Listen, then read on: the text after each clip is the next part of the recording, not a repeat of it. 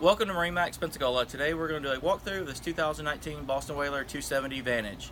This particular boat is powered by twin Mercury Verado 250s. This is the new quick change oil system. Do have rod holders here on the back of the transom. As we enter the boat, freshwater shower. This particular boat has a huge transom seating area,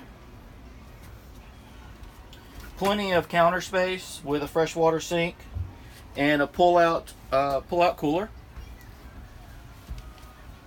On the port side, you can set this at different levels and even all the way down if you want to lay underneath this huge hardtop.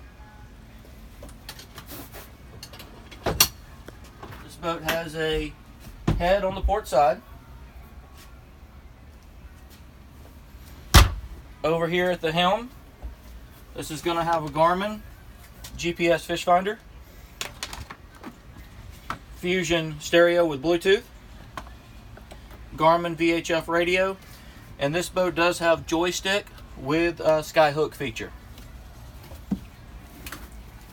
As we enter up into the bow, you can see plenty of seating area with the table installed, freshwater sprayer, and it does have the windlass anchor option.